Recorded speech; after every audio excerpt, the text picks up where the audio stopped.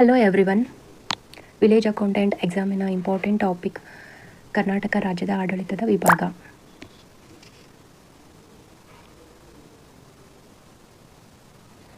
ಕರ್ನಾಟಕ ರಾಜ್ಯದ ಆಡಳಿತದ ಅನುಕೂಲಕ್ಕೆ 4 ಕಂದಾಯ ವಿಭಾಗಗಳನ್ನು ರೂಪಿಸಲಾಗಿದೆ. ಅವುಗಳು ಹೀಗಿವೆ: ಬೆಂಗಳೂರು ವಿಭಾಗ, ಮೈಸೂರು ವಿಭಾಗ, ಬೆಳಗಾವಿ ವಿಭಾಗ, ಕಲಬುರಗಿ ವಿಭಾಗ. ಬೆಂಗಳೂರು ವಿಭಾಗದಲ್ಲಿ 9 ಜಿಲ್ಲೆಗಳು, ಮೈಸೂರು ವಿಭಾಗದಲ್ಲಿ 8 ಜಿಲ್ಲೆಗಳು, ಬೆಳಗಾವಿ ವಿಭಾಗದಲ್ಲಿ 7 ಜಿಲ್ಲೆಗಳು, ಕಲಬುರಗಿ ವಿಭಾಗದಲ್ಲಿ 7 ಜಿಲ್ಲೆಗಳು. ಒಟ್ಟು 31 ಜಿಲ್ಲೆಗಳು ಕರ್ನಾಟಕದಲ್ಲಿವೆ. ಪ್ರತಿ ಜಿಲ್ಲೆಗೆ ಒಬ್ಬರು ಜಿಲ್ಲಾಧಿಕಾರಿ ಇರುತ್ತಾರೆ. ಅದೇ ರೀತಿ ವಿಭಾಗಕ್ಕೆ ವಿಭಾಗೀಯ ಅಧಿಕಾರಿಗಳು ಇರುತ್ತಾರೆ. ವಿಭಾಗವಾರು ಕರ್ನಾಟಕ ರಾಜ್ಯದ ಭೂಪಟ. ಕಲಬುರಗಿ ವಿಭಾಗದಲ್ಲಿ ಬೀದರ್, ಕಲಬುರಗಿ, ಯಾದಗಿರಿ, ರಾಯಚೂರು, ಕೊಪ್ಪಳ, ಬಳ್ಳಾರಿ, ವಿಜಯನಗರ ಜಿಲ್ಲೆಗಳು ಬರುತ್ತವೆ. ಬೆಳಗಾವಿ ವಿಭಾಗದಲ್ಲಿ ವಿಜಯಪುರ, ಬಾಗಲಕೋಟೆ, ಬೆಳಗಾವಿ, ಧಾರವಾಡ, ಗದಗ, ಹಾವೇರಿ ಮತ್ತು ಉತ್ತರ ಕನ್ನಡ ಜಿಲ್ಲೆ ಬರುತ್ತದೆ. ಬೆಂಗಳೂರು ವಿಭಾಗದಲ್ಲಿ ಶಿವಮೊಗ್ಗ, ದಾವಣಗೆರೆ, ಚಿತ್ರದುರ್ಗ, ತುಮಕೂರು, ಬೆಂಗಳೂರು ಗ್ರಾಮಾಂತರ, ಬೆಂಗಳೂರು ನಗರ, ಚಿಕ್ಕಬಳ್ಳಾಪುರ, ಕೋಲಾರ, ರಾಮನಗರ ಜಿಲ್ಲೆ ಬರುತ್ತದೆ. ಮೈಸೂರು ವಿಭಾಗದಲ್ಲಿ ಉಡುಪಿ, ಚಿಕ್ಕಮಗಳೂರು, ದಕ್ಷಿಣ ಕನ್ನಡ, ಹಾಸನ, ಕೊಡಗು, ಮೈಸೂರು, ಮಂಡ್ಯ, ಚಾಮರಾಜನಗರ ಜಿಲ್ಲೆಗಳು ಬರುತ್ತದೆ. ಬೆಂಗಳೂರು ವಿಭಾಗ ನಮ್ಮ ರಾಜ್ಯದ ರಾಜಧಾನಿ ಬೆಂಗಳೂರು. ಈ ವಿಭಾಗದಲ್ಲಿ 9 ಜಿಲ್ಲೆಗಳಿವೆ. ಅವುಗಳ ಹೆಸರು ಹೀಗಿವೆ: ಬೆಂಗಳೂರು ನಗರ, ಬೆಂಗಳೂರು ಗ್ರಾಮೀಣ, ಕೋಲಾರ, ಚಿಕ್ಕಬಳ್ಳಾಪುರ, ರಾಮನಗರ, ತುಮಕೂರು, ಚಿತ್ರದುರ್ಗ, ದಾವಣಗೆರೆ ಮತ್ತು ಶಿವಮೊಗ್ಗ ಜಿಲ್ಲೆ. ಈ ವಿಭಾಗ ನಮ್ಮ ರಾಜ್ಯದ ದಕ್ಷಿಣ ಭಾಗದಲ್ಲಿದೆ. ಈ ಭಾಗವನ್ನು ಮೊದಲು ಆಳಿದ ಅರಸರೆಂದರೆ ಕುವಲಾಲ್ಪುರ, ಈಗಿನ ಕೋಲಾರ ರಾಜಧಾನಿಯನ್ನಾಗಿ ಮಾಡಿಕೊಂಡಿದ್ದ ಗಂಗರ ಮನೆತನದ ಅರಸರು.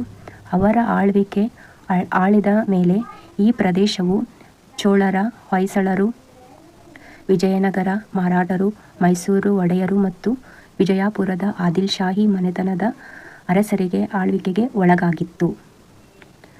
ವಿಜಯನಗರ ಅರಸರ ಆಳ್ವಿಕೆಯಲ್ಲಿ ಅನೇಕ ಪಾಳೆಗಾರರು ವಿವಿಧ ಭಾಗಗಳಲ್ಲಿ ಆಳ್ವಿಕೆ ನಡೆಸುತ್ತಿದ್ದರು. ಅವರು ಆಳುತ್ತಿದ್ದ ಪ್ರದೇಶವನ್ನು ಪಾಳೆಪಟ್ಟು ಎಂದು ಕರೆಯಲಾಗುತ್ತಿತ್ತು. ಪ್ರಮುಖ ಪಾಳೆಪಟ್ಟುಗಳೆಂದರೆ ಕೆಳದಿ, ಚಿತ್ರದುರ್ಗ, ಯಲಹಂಕ, ಚಿಕ್ಕಬಳ್ಳಾಪುರ ಮುಂತಾದವು. ಕೋಲಾರ ಜಿಲ್ಲೆ ಅತಿ ಉಷ್ಣವಲಯಕ್ಕೆ ಸೇರಿದ್ದರೆ ಶಿವಮೊಗ್ಗ ಅತಿಯಾದ ಮಳೆ ಬೀಳುವ ಪ್ರದೇಶವಾಗಿದೆ. ಆದರೆ ಚಿತ್ರದುರ್ಗ ಅತಿ ಕಡಿಮೆ ಮಳೆ ಬೀಳುವ ಜಿಲ್ಲೆಯಾಗಿದೆ. ಈ ವಿಭಾಗವು ಉಷ್ಣವಲಯದ ಮಾನ್ಸೂನ್ ವಾಯುಗುಣವನ್ನು ಹೊಂದಿದೆ. ಆದರೆ ವಿಭಾಗದ ಎಲ್ಲ ಜಿಲ್ಲೆಗಳಲ್ಲಿ ಏಕರೂಪ ಹವಾಮಾನವಿಲ್ಲ. ಈ ವಲಯದ ಅನೇಕ ಮುಖ್ಯ ನದಿಗಳು ಪಶ್ಚಿಮ ಘಟ್ಟದಲ್ಲಿ ಹುಟ್ಟುತ್ತದೆ. ಪ್ರಮುಖ ನದಿಗಳೆಂದರೆ ಉತ್ತರ ಪಿನಾಕಿನಿ, ದಕ್ಷಿಣ ಪಿನಾಕಿನಿ, ವೇದಾವತಿ, ತುಂಗಭದ್ರಾ, ಶರಾವತಿ, ವರದಾ ಮುಂತಾದವು. ಶರಾವತಿ ನದಿ ಪಶ್ಚಿಮ ದಿಕ್ಕಿನಲ್ಲಿ ಹರಿಯುತ್ತದೆ. ಇದರಿಂದ ನಿರ್ಮಾಣವಾದ ವಿಶ್ವವಿಖ್ಯಾತ ಜೋಗ ಜಲಪಾತ ಶಿವಮೊಗ್ಗ ಜಿಲ್ಲೆಯಲ್ಲಿದೆ. ಮತ್ಯಾಳಮುಡು ಎಂಬ ಜಲಾಶಯ ಬೆಂಗಳೂರು ನಗರದಲ್ಲಿದೆ.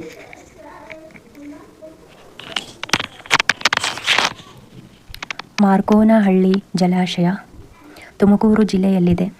ಗಾಜನೂರು ಮತ್ತು ತುಂಗಾ ಅಣೆಕಟ್ಟು ಶಿವಮೊಗ್ಗ ಜಿಲ್ಲೆಯಲ್ಲಿದೆ. ವಾಣಿ ವಿಲಾಸ ಅಣೆಕಟ್ಟು ಚಿತ್ರದುರ್ಗ ಜಿಲ್ಲೆಯ ಹಿರಿಯೂರಿನಲ್ಲಿದೆ. ಈ ವಿಭಾಗದಲ್ಲಿ ಅನೇಕ ಖನಿಜ ನಿಕ್ಷೇಪಗಳಿವೆ. ಇಡೀ ದೇಶದಲ್ಲಿ ಸಮೃದ್ಧವಾದ ಚಿನ್ನದ ಗಣಿಗಳು ಕರ್ನಾಟಕದ ರಾಜ್ಯದಲ್ಲಿದ್ದು, ಕೋಲಾರದ ಚಿನ್ನದ ಗಣಿ ಪ್ರಸಿದ್ಧವಾಗಿತ್ತು. ಆದರೆ ಅಲ್ಲಿನ ಚಿನ್ನದ ಅದಿರು ಮುಗಿದು ಹೋಗಿದೆ. ಚಿತ್ರದುರ್ಗ ಮತ್ತು ತುಮಕೂರು ಜಿಲ್ಲೆಗಳಲ್ಲಿ ಕಬ್ಬಿಣದ ಅದಿರು ನಿಕ್ಷೇಪಗಳಿವೆ ಮತ್ತು ಚಿತ್ರದುರ್ಗದಲ್ಲಿ ತಾಮ್ರದ ಗಣಿಗಳಿವೆ.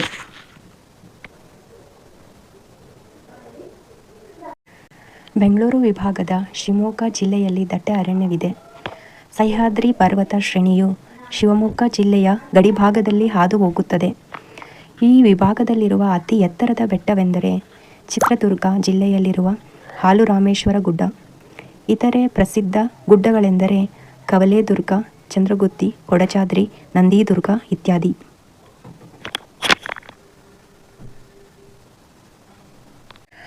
ಬೆಂಗಳೂರು ವಿಭಾಗದಲ್ಲಿರುವ ಪ್ರಮುಖ ಧಾಮಗಳು ಹೀಗಿವೆ: ಜೋಗಿಮಟ್ಟಿ ಅರಣ್ಯಧಾಮ, ಚಿತ್ರದುರ್ಗ ಜಿಲ್ಲೆ; ಬನ್ನರ್ಘಟ್ಟ ರಾಷ್ಟ್ರೀಯ ಉದ್ಯಾನವನ, ಬೆಂಗಳೂರು; ಭದ್ರಾ ವನ್ಯ ಮೃಗಧಾಮ, ಶಿವಮೊಗ್ಗ ಜಿಲ್ಲೆ; ಶರಾವತಿ ವನ್ಯಮೃಗಧಾಮ, ಶಿವಮೊಗ್ಗ ಜಿಲ್ಲೆ; ಶೆಟ್ಟಿಹಳ್ಳಿ ವನ್ಯಮೃಗಧಾಮ, ಶಿವಮೊಗ್ಗ ಜಿಲ್ಲೆ; ಗುಡವಿ ಪಕ್ಷಿಧಾಮ, ಶಿವಮೊಗ್ಗ ಜಿಲ್ಲೆ; ಮಂಡಗದೆ ಪಕ್ಷಿಧಾಮ, ಶಿವಮೊಗ್ಗ ಜಿಲ್ಲೆ; ಕಗ್ಗಲಡು ಪಕ್ಷಿಧಾಮ, ತುಮಕೂರು ಜಿಲ್ಲೆ; ರಾಮದೇವರ ಬೆಟ್ಟ ರಣಹದ್ದು ಪಕ್ಷಿಧಾಮ, ರಾಮನಗರ ಜಿಲ್ಲೆ; ಜಯಮಂಗಲಿ ಕೃಷ್ಣಮೃಗ ವನ್ಯಧಾಮ, ತುಮಕೂರು ಜಿಲ್ಲೆ;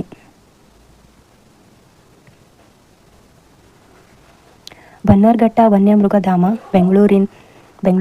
ಈ ವಿಭಾಗದ ಪ್ರಮುಖ ಬೆಳೆಗಳೆಂದರೆ ರಾಗಿ, ಮೆಕ್ಕೆಜೋಳ, ಭತ್ತ, ಕಡಲೆಕಾಯಿ, ಬೇಳೆಕಾಳು ಮುಂತಾದವು. ಪ್ರಮುಖ ವಾಣಿಜ್ಯ ಬೆಳೆಗಳೆಂದರೆ ತೆಂಗಿನಕಾಯಿ, ಅಡಿಕೆ, ಹತ್ತಿ, ಕಬ್ಬು ಮುಂತಾದವು. ರೇಷ್ಮೆ ಉದ್ಯಮಕ್ಕೆ ಮೂಲವಾದ ಹಿಪ್ಪು ನೇರಳೆಯನ್ನು ಬೆಂಗಳೂರು ಜಿಲ್ಲೆ ಮತ್ತು ರಾಮನಗರ ಜಿಲ್ಲೆಗಳಲ್ಲಿ ಬೆಳೆಯುತ್ತಾರೆ. ಈ ವಿಭಾಗದಲ್ಲಿನ ಜನರು ಹೆಚ್ಚಾಗಿ ರಾಗಿ ಮುದ್ದೆ ಮತ್ತು ಅಕ್ಕಿಯನ್ನು ಬಳಸುತ್ತಾರೆ. ನಮ್ಮ ರಾಜ್ಯದ ಕೈಗಾರಿಕಾ ವಲಯದ ನಿರ್ಮಾತೃ ಸರ್ ಎಂ ವಿಶ್ವೇಶ್ವರಯ್ಯ ಇವರು ನಾಲ್ವಡಿ ಕೃಷ್ಣರಾಜ ಒಡೆಯರ್ ಮುಂದಾಲೋಚನೆಗಳನ್ನು ಕಾರ್ಯರೂಪಕ್ಕೆ ಇಳಿಸಿದರು. ಶಿವಮೊಗ್ಗ ಜಿಲ್ಲೆಯ ಭದ್ರಾವತಿಯಲ್ಲಿ ಉಕ್ಕು ಮತ್ತು ಕಬ್ಬಿಣ ಕಾರ್ಖಾನೆ ಇದೆ. ಇದನ್ನು 1923ರಲ್ಲಿ ಸ್ಥಾಪಿಸಲಾಗಿದೆ. ಇದನ್ನು ಇಂದು ವಿಶ್ವೇಶ್ವರಯ್ಯ ಕಬ್ಬಿಣ ಮತ್ತು ಉಕ್ಕು ನಿಯಮಿತ ಕಾರ್ಖಾನೆ ಎಂದು ಕರೆಯಲಾಗುತ್ತಿದೆ. ರಾಜ್ಯದ ಮೊದಲ ಸಿಮೆಂಟ್ ಕಾರ್ಖಾನೆಯು ಭದ್ರಾವತಿಯಲ್ಲಿ ಸ್ಥಾಪನೆಗೊಂಡಿತು. ತುಮಕೂರು ಜಿಲ್ಲೆಯ ಅಮ್ಮಸಂದ್ರದಲ್ಲಿ ಬಿರ್ಲಾ ಕಂಪನಿಯ ಸಿಮೆಂಟ್ ಕಾರ್ಖಾನೆ ಇದೆ. ಬಟ್ಟೆ ರಫ್ತು ವ್ಯಾಪಾರದಲ್ಲಿ ದೇಶದಲ್ಲಿ ಕರ್ನಾಟಕ 2ನೇ ಸ್ಥಾನದಲ್ಲಿದೆ. ಈ ವಿಭಾಗದ ದೊಡ್ಡಬಳ್ಳಾಪುರ, ಆನೇಕಲ್ ಮುಂತಾದ ನಗರಗಳಲ್ಲಿ ಸರಕಾರ ಸಿದ್ಧ ಉಡುಪಿನ ಪಾರ್ಕ್ಗಳನ್ನು ಸ್ಥಾಪಿಸಿದೆ. ಅಕ್ಕಮಹಾದೇವಿ ಮತ್ತು ಅಲ್ಲಮ ಪ್ರಭುಗಳು ಶಿವಮೊಗ್ಗ ಜಿಲ್ಲೆಯ ಬಳ್ಳಿಗಾವೇಲಿಗೆ ಸೇರಿದವರು. ದಾಸ ಪರಂಪರೆಗೆ ಸೇರಿದ ಶ್ರೀಪಾದರಾಯರು ಮುಂತಾದವರು ಬೆಂಗಳೂರು ವಿಭಾಗಕ್ಕೆ ಸೇರಿದವರು. ಈ ವಿಭಾಗದ ಜ್ಞಾನಪೀಠ ಪುರಸ್ಕೃತ ಸಾಹಿತಿಗಳು ಕುವೆಂಪು, ಮಾಸ್ತಿ ವೆಂಕಟೇಶ್ ಅಯ್ಯಂಗಾರ್ ಹಾಗೂ ಯು. ಆರ್. ಅನಂತಮೂರ್ತಿ. ಆಧುನಿಕ ಕಾಲಕ್ಕೆ ಬಂದರೆ ರಾಷ್ಟ್ರಕವಿ ಮತ್ತು ಜ್ಞಾನಪೀಠ ಪುರಸ್ಕೃತ ಸಾಹಿತಿ ಕುವೆಂಪು ಈ ವಿಭಾಗಕ್ಕೆ ಸೇರಿದವರು.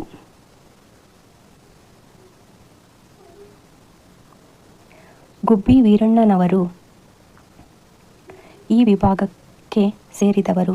ಇವರ ಹೆಸರು ಕನ್ನಡ ನಾಟಕ ಇತಿಹಾಸದಲ್ಲೇ ಚಿರಸ್ಥಾಯಿಯಾಗಿದೆ. ನಾಟಕ ರತ್ನ, ನಾಟಕ ಸಾರ್ವಭೌಮ ಎಂಬ ಬಿರುದುಗಳು ಇವರಿಗಿದ್ದವು. ಕನ್ನಡ ರಂಗಭೂಮಿಯ ಇತಿಹಾಸದಲ್ಲೇ ಗಮನಿಸಬೇಕಾದ ಇನ್ನೊಂದು ಹೆಸರು ಸುಬ್ಬಯ್ಯ ನಾಯ್ಡು ಅವರದು. ಇವರು ಕನ್ನಡದ ಮೊದಲನೆಯ ವಾಕ್ಚಿತ್ರ ಸತಿ ಸುಲೋಚನಾದ ನಾಯಕ ನಟರು.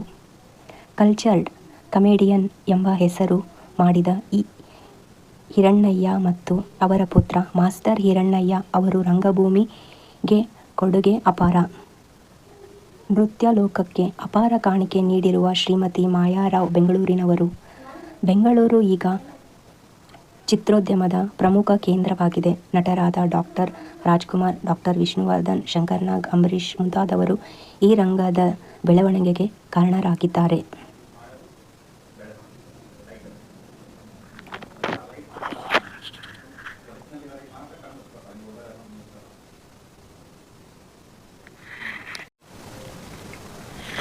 ಪ್ರಸಿದ್ಧ ಜಾನಪದ ತಜ್ಞರಾದ ಸಾಹಿತಿ ಎಚ್. ಎಲ್. ನಾಗೇಗೌಡ ಅವರು ಸ್ಥಾಪಿಸಿರುವ ಜಾನಪದ ಲೋಕ ರಾಮನಗರ ಜಿಲ್ಲೆಯಲ್ಲಿದೆ. ಬೆಂಗಳೂರಿನಲ್ಲಿ ಪ್ರತಿ ವರ್ಷ ನಡೆಯುವ ಕರಗ ಉತ್ಸವ ಒಂದು ಜಾನಪದ ಪ್ರಕಾರವಾಗಿದೆ.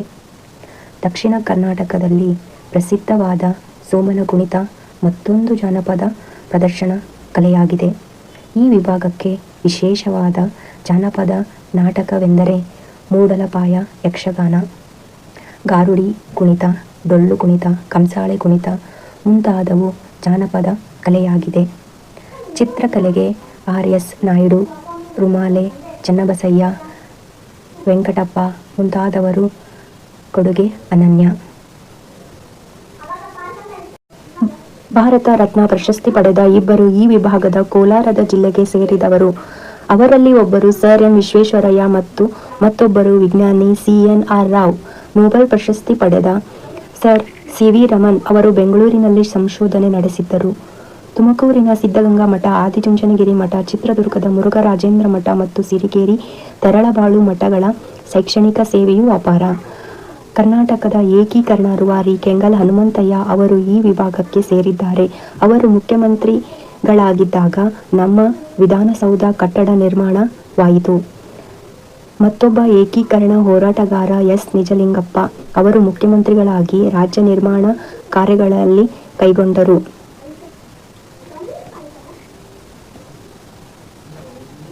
ನಮ್ಮ ರಾಜ್ಯದಲ್ಲಿ ಸಮಾಜವಾದಿ ಚಳುವಳಿಗೆ ಅಡಿಪಾಯ ಹಾಕಿದವರು ಶಾಂತವೇರಿ ಗೋಪಾಲಗೌಡರು ಶಿವಮೊಗ್ಗ ಜಿಲ್ಲೆಯವರು. ಪರಿಸರ ಶೋಷಣೆಗೆ ಮತ್ತೊಂದು ಹೆಸರು ಸಾಲುಮರದ ತಿಮ್ಮಕ್ಕ. ನಮ್ಮ ದೇಶದ ಕ್ರಿಕೆಟಿಗ ನಮ್ಮ ಕೊಡುಗೆ ಅನಿಲ್ ಕುಂಬ್ಳೆ. ಯೋಗ ಕ್ಷೇತ್ರದಲ್ಲಿ ಅಸಾಧಾರಣ ಸಾಧನೆ ಮಾಡಿರುವ BKS ಅಯ್ಯಂಗಾರ್ ಮತ್ತು ಮಲ್ಲಾಡಿಹಳ್ಳಿ ಶ್ರೀ ರಾಘವೇಂದ್ರ ಸ್ವಾಮೀಜಿ ಈ ವಿಭಾಗದವರು. ಮೈಸೂರು ರಾಜ್ಯದ ಪ್ರಥಮ ಮುಖ್ಯಮಂತ್ರಿಗಳಾಗಿದ್ದ KC ರೆಡ್ಡಿ ಅವರು, ಎರಡನೆಯ ಮುಖ್ಯಮಂತ್ರಿ ಕೆಂಗಲ್ ಹನುಮಂತಯ್ಯ ಸೇರಿದಂತೆ ವಿಶಾಲ ಮೈಸೂರು ರಾಜ್ಯದ ಮುಖ್ಯಮಂತ್ರಿ S ನಿಜಲಿಂಗಪ್ಪ, ಸಮಾಜವಾದಿ ಧುರೀಣ ಶಾಂತವೇರಿ ಗೋಪಾಲಗೌಡ, ಕಡಿದಾಳ್ ಮಂಜಪ್ಪ, ತೀತಾ ಶರ್ಮಾ, ಭಗೀರಥಮ್ಮ ಮುಂತಾದವರು ಸ್ವಾತಂತ್ರ್ಯ ಹೋರಾಟದಲ್ಲಿ ಭಾಗವಹಿಸಿದ್ದರು. ಬೆಂಗಳೂರಿನ Lalbagh, Kengal Hanumanthaiah, S Nijalingappa. Thank you for watching.